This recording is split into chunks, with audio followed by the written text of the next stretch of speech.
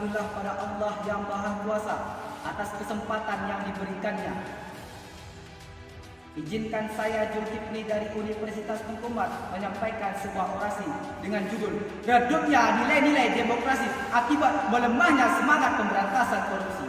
Kondisi pandemik saat ini merupakan masa di mana semua orang sangat merasa kesulitan dalam menjalankan kehidupan, baik dari bidang ekonomi, sosial, politik, dan lain sebagainya. Sebagian kehidupan masyarakat sangat tergantung terhadap bantuan dari pemerintah, sehingga ketika terjadi pandemi COVID-19, negara sedang mengalami tatanan kehidupan yang cukup menurun dari segi sosial dan ekonomi. Berbagai upaya telah dilakukan oleh pemerintah untuk menangani kasus COVID-19, seperti membuat gerakan 3M, mencegah, menjaga jarak, mencuci tangan, social distancing, PSBB, PPKM, dan lain-lain. Segala upaya tersebut didukung dengan dana yang besar untuk mendukung seluruh operasional kebijakan pemerintah dan mendistribusikan bantuan sosial. Namun, kejahatan korupsi sangat rawan terjadi karena dana yang digelontorkan oleh pemerintah sangat besar dalam rangka penanganan COVID ini. Saudara-saudaraku, korupsi merupakan kejahatan yang luar biasa yang sekarang sangat mengakar dan merajalela di Indonesia. Kejahatan korupsi tidak hanya mengeruk habis keuangan negara, melainkan juga menghambat pembangunan nasional dan daerah. Korupsi secara langsung maupun tidak langsung telah mencederai hak-hak sosial masyarakat, sebab keuangan negara yang seharusnya diperuntukkan sebesar-besarnya untuk kemakmuran rakyat. Korupsi digolongkan sebagai tindak pidana luar biasa. Hal ini disebabkan keberadaannya yang bertentangan dengan kemanusiaan dan berlawanan dengan semangat kesejahteraan yang terkandung di dalam Undang-Undang Dasar 1945. Tujuan dan cita-cita negara untuk kesejahteraan dibangun di atas fondasi Pancasila yang telah diprakarsai oleh para pendiri bangsa negara Indonesia. Tindakan korupsi menimbulkan masalah dan ancaman yang serius terhadap stabilitas dan keamanan masyarakat, yang merusak landasan-landasan dan nilai-nilai demokrasi, nilai-nilai etika dan keadilan, serta mengacaukan pembangunan keberlanjutan dan penegakan hukum. Bahkan dalam situasi yang sulit di mana seluruh penjuru dunia dilanda pandemik, oknum-oknum pejabat nakal dengan gampangnya melakukan korupsi besar-besaran, merampas hak-hak rakyat kecil yang berjuang untuk bertahan hidup.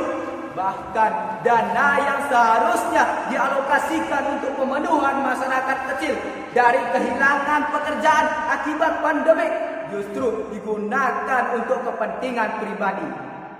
Berdasarkan data Indonesia Corruption Watch merilis laporan tren kasus tindak pidana korupsi semester 1 tahun 2021. Berdasarkan data yang dikumpulkan, jumlah kasus tindak korupsi selama 6 bulan awal tahun 2021 mencapai 209 kasus.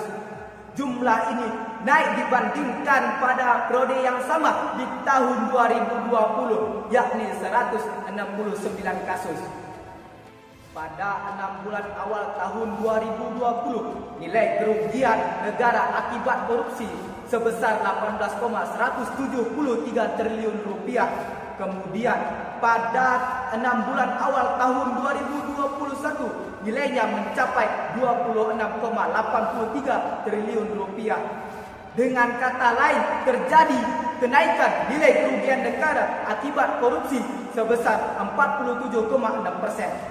Korupsi di Indonesia saat ini sudah semakin parah dan begitu mengakar di setiap sendi kehidupan.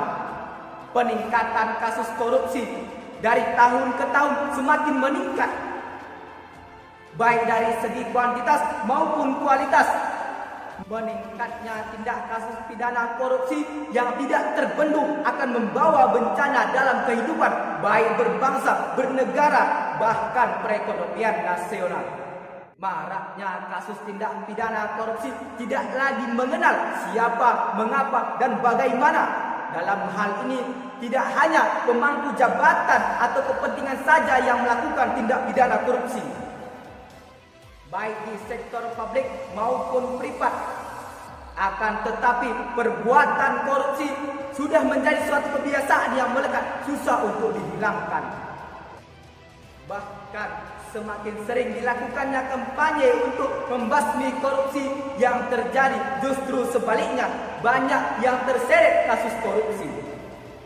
Dengan demikian dapat kita pahami bahwa pemberantasan korupsi mengalami kemunduran yang luar biasa di tahun 2020 hingga 2021. Arah kebijakan politik pun kian kabur. Maka dari itu peran pemerintah saat ini supaya dapat mengambil kebijakan-kebijakan untuk dapat memberantas korupsi, mengedepankan kebutuhan rakyat serta upaya-upaya dalam pemberantasan korupsi harus benar-benar dilakukan dengan serius. Sebagai penutup, berikut kata bermakna dari Najwa Shihab. Di pundak pemimpin yang bebas korupsi, disitulah masa depan negeri. Saya akhiri. Wassalamualaikum warahmatullahi wabarakatuh.